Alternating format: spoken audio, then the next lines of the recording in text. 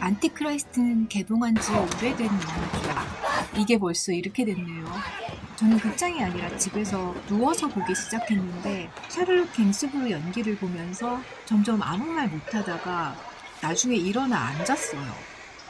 이 사람 이 감정들을 어떻게 아는 거지? 이걸 어떻게 알지? 물론 재능 있는 작가나 감독은 인간의 많은 심상을 꿰뚫죠. 그런데 이건 정말 일반적이지 않은 감정이거든요. 이 분노나 비탄, 고통, 동물적인 생존 본능에 가까운 도피욕구, 무엇보다 가학과 자학에 대한 충동.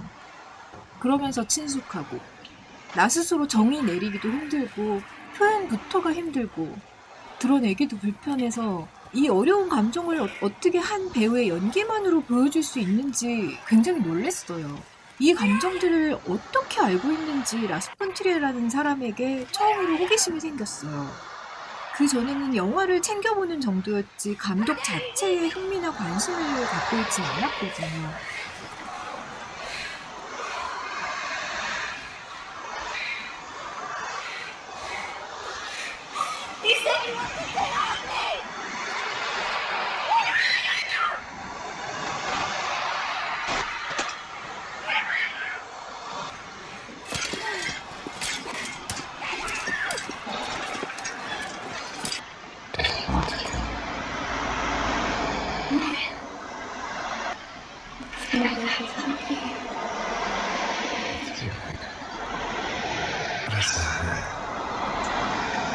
When the three beggars arrived, someone must have.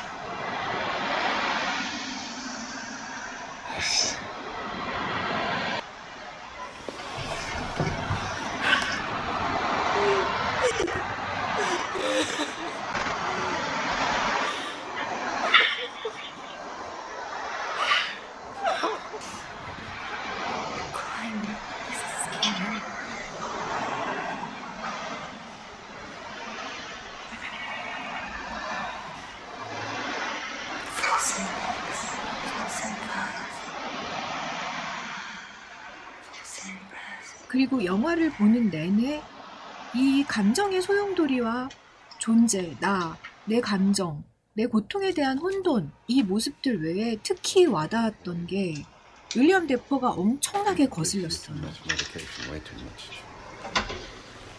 Stop it, please. Trust others to be smarter than you. He's straight out of medical school. He doesn't know what he's doing. I've treated 10 times as many patients as he has. But you're not a doctor. No, I'm not. And I'm proud that I'm not when I meet a 그 doctor like you. 윌리엄 데포는 가족이고 사랑하는 사람이고 죽은 아이의 아빠이고 특히 치료사예요. 여기에는 평생 우울증에 시달려온 라스폰트리에의 여러 가지 감정이 정말 아주 집중적으로 담겨 있다고 생각해요. 또 공포영화에 일가견이 있는 감독이긴 하지만 굳이 공포 장르를 택해서 이 영화를 만든 것도 이 이유이지 않을까라는 생각을 했어요. You're a therapist. He says you shouldn't treat your own family. In principle, I agree, but Just so much smarter. 그는 과연 정말 그녀를 사랑해서 지인은 치료하면 안 된다라는 이 규칙을 깨는 걸까요? 아니면 자기 확인이자 자신 역시 아들을 잃은 슬픔을 잊을 뭔가 치유의식이 필요했던 걸까요? 영화를 보고 나서 정보를 찾아보고 나니까 이해가 갔어요. 이 영화는 라스폰트리에 감독이 2년 정도 누워서 일어나지도 못할 정도의 우울증에 시달리면서 죽지 않기 위해서 자신의 고통과 괴로움을 그대로 반영해서 쓴 시나리오였고 그가 그녀에게 강요하다가 오히려 마녀가 되게 만든 행동치료 요법의 경우 감독의 경험이었다고 해요. 영화 촬영도 정신병원 퇴원 직후에 이뤄졌다고 하고요. It's dangerous. No, it's not dangerous. Just as your grief wasn't dangerous. The main part 영화 내내 그는 책에 나오는 정석적인 말만 해요. 아무것도 모르면서.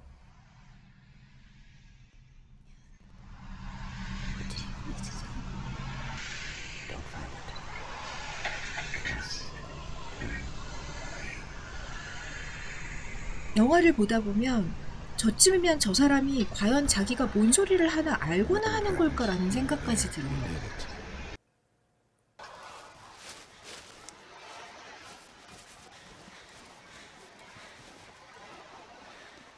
What's wrong? Ground is bad. The ground is not burning.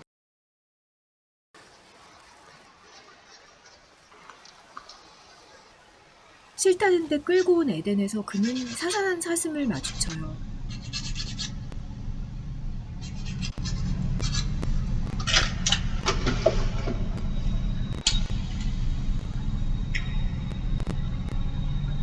Hated me yesterday. Running's no good. You have to really feel the grass. You, I'm right here. Do this. Can and you will, just like I will. We're gonna walk together. Good night. Now breathe. You're gonna step off the rock. You're gonna step on that grass. Step down. Say, what happened? Nothing. Keep breathing. You're nervous.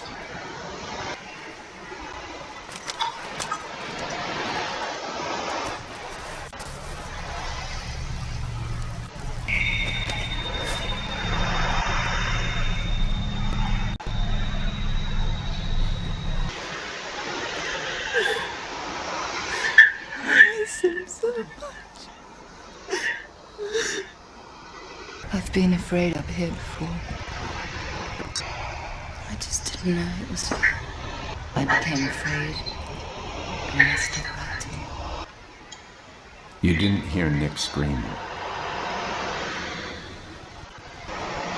Because you experienced something that you couldn't explain rationally. Eden was the catalyst that triggered you from. You jumped to conclusions. You tied the emotional event with the place. You feel it's not right to react. If the danger were real, you feel much like your life. Because your adrenaline would be used for fight or flight. But what you're experiencing is panic. This one wasn't real.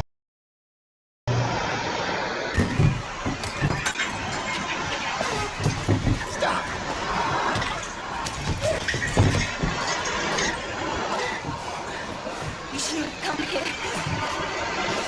You're just so damn good. This may not last. Ever thought of that? It calls you on the roof. Take the fall here. And die.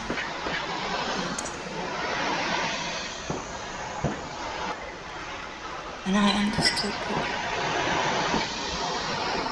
everything that used to be beautiful was perhaps hideous. Now I could hear what I couldn't hear before. The cry of all the things that I had done.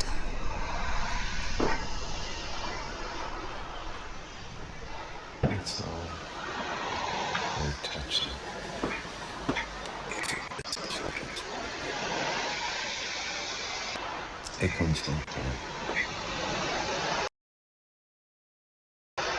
You know that as far as I do. That's what fear is. Your thoughts distort reality. 엄마가 자식을 잃으면 고통만이 실존의 증거일 수도 있어요. 영화 내내 그녀는 자신의 고통을 뭐 누구한테 증명하려 드는 것도 아니에요. 그런데 왜 그냥 느끼게 두지조차 않죠? 그 고통을 도식화하려고만 해요. 자기 고통인데 왜 자기가 소유하지조차 못하게 하죠? 권위적이고 가르치려 들고 찌질해 보이기까지 해요. 그의 세계는, 그가 만났던 환자들은 아마 일반적인 고통, 일반화할 수 있는 슬픔, 도식화할 수 있는 두려움만 존재했었고, 아마 라스폰티레가 만났던 상담사들도 그런 사람들이었을지도 모르겠어요. 10,000명을 치료했다고 해도 11번째 사람이 가진 슬픔과 고통과 두려움은 다른 10,000명과 다른 것일 수 있고, 그 치료사는 절대 알 수 없는 것일 수도 있어요. 모르는 건 물론 어쩔 수 없어요. 그러나 타인의 그 감정을 부정하거나 일반화시켜버리면 안 되죠. 영상을 만드느라 이 영화를 다시 보면서 제가 최근 1년 동안 치료사들한테 빡치는 경험을 많이 했다 보니까 더 화나네요. 얼마나 격하고 신랄하게 네가 뭘 알아, 난 진짜 그걸 느꼈다고, 느낀다고 라고 소리치고 싶었으면 영화를 공포 장르로 가져갔을까. 감독이 좀 가여웠어요. 그리고 왜 아이를 잃은 엄마를 택했을까. 그 정도는 돼야, 이거 역시 이 정도는 돼야 미루어 짐작할 테니까. 이 정도라도 되지 않으면 대체 뭐가 그렇게 괴로운데, 뭐가 그렇게 고통스러운데 생각해 보려고조차, 들어보려고조차 하지 않을 수 있으니까.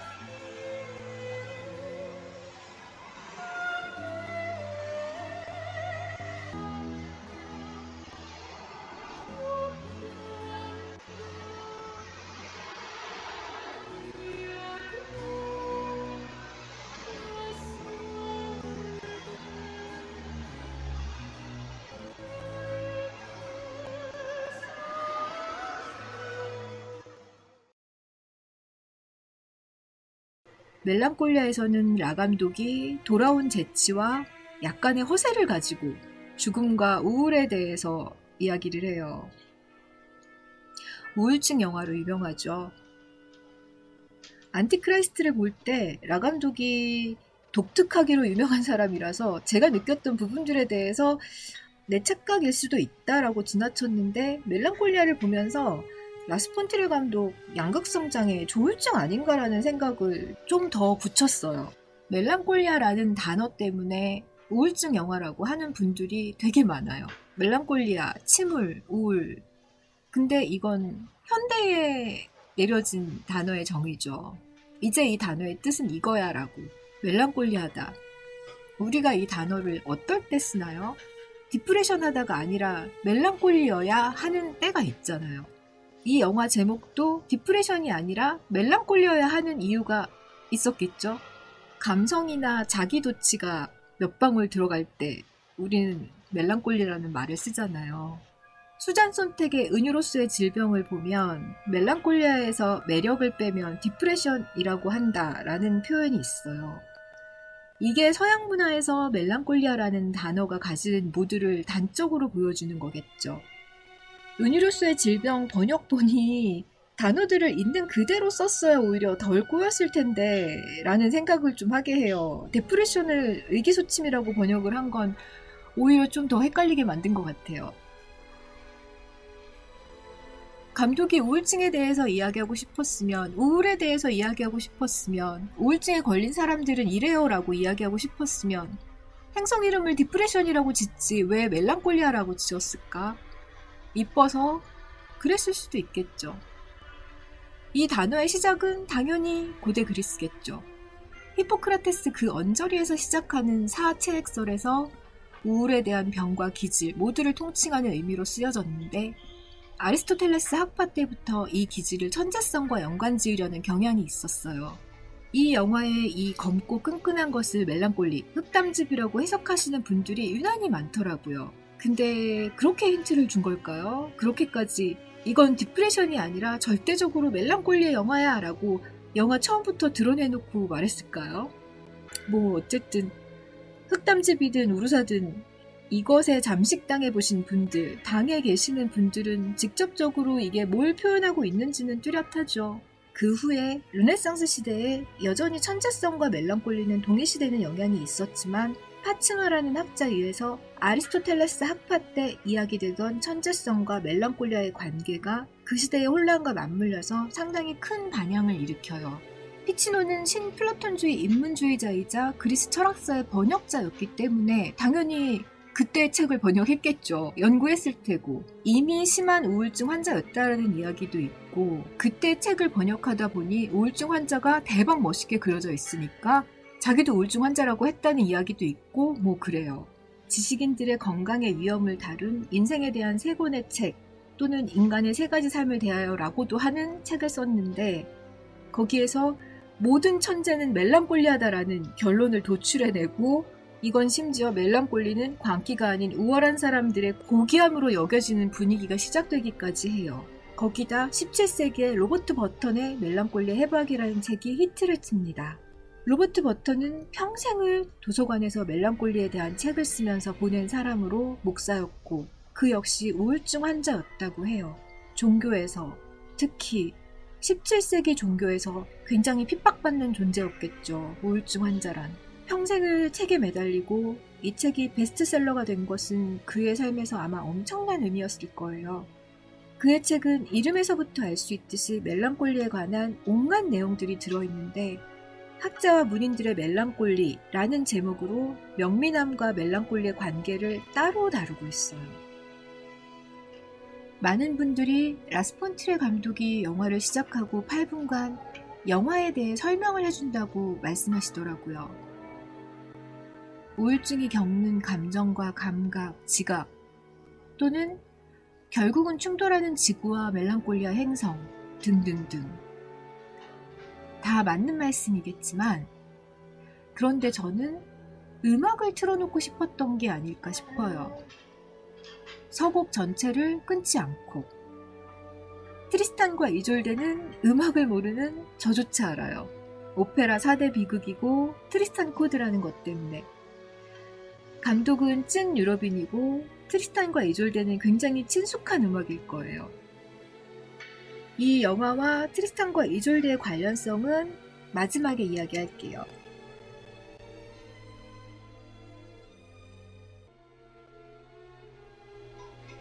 저 스웨덴 미남도 나오죠. 트루 블러드 때 병날 뻔했는데.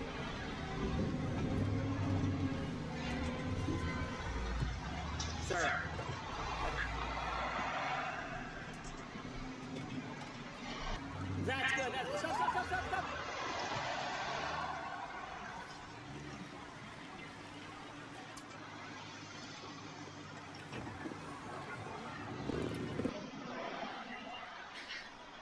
결혼식에 2시간 지각했을 때까지만 해도 저스틴은 행복해 보여요. So sorry, guys. Really sorry.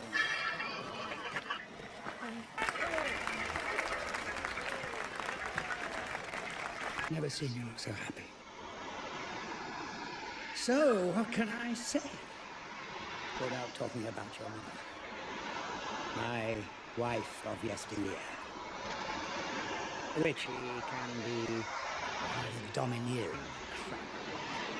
For those who don't know who I am, I'm Claire and Justin's mother.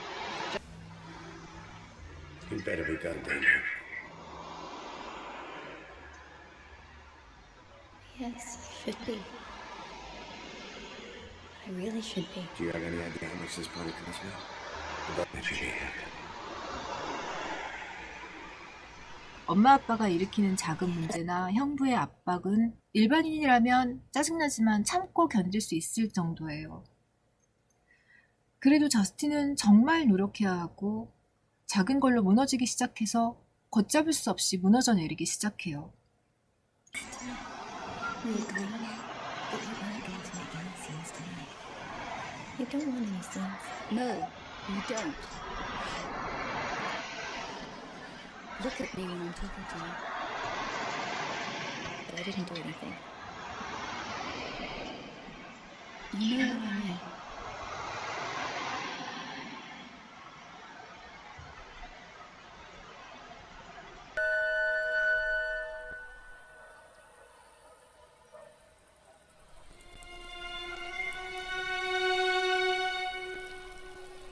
I'm just taking a little nap. Then it's your wedding. Right?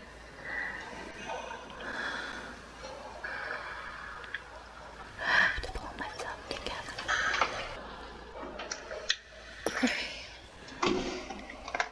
woolly yard. It's clinging to my legs. It's really heavy to drag along.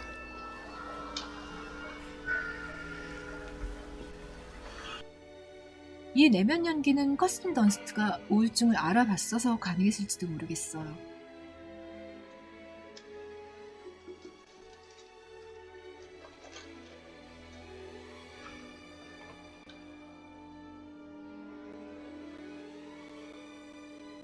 안 그래도 인기 없는 채널인데 영상이 너무 길어져서 여기서 끊고 2부로 넘어가겠습니다.